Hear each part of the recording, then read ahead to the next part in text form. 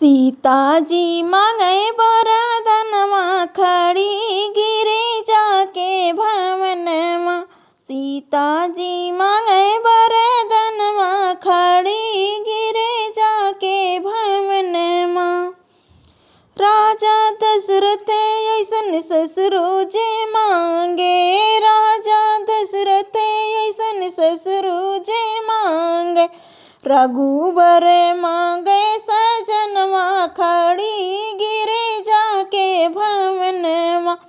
रघुबर मांगे सजनवा खड़ी गिरिजा के भवनमा।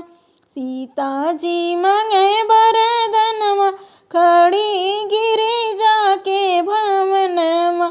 सीता जी मांगे वरदनवा खड़ी गिरिजा के भवनमा। लक्ष्मण भरत ऐसन देवराजे मांगे। लक्ष्मण भरत ऐसन देवराजे मांगे।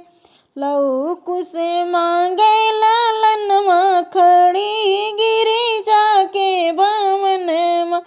लव कुश मांगे लालनवा खड़ी गिरिजा के भवनमा। सीता जी मांगे वरदनवा खड़ी गिरिजा के भवनमा। सीता जी मांगे वरदनवा खड़ी गिरिजा के भवनमा। जब सीता निकली गिरिजा भवन से। जब सीता निकली गिरिजा भवन से। मांगे अवध के रहनवा खड़ी गिरिजा के भवनमा। मांगे अवध के रहनवा खड़ी गिरिजा के भवनमा। सीता जी मांगे वरदनवा खड़ी गिरिजा के भवनमा। सीता जी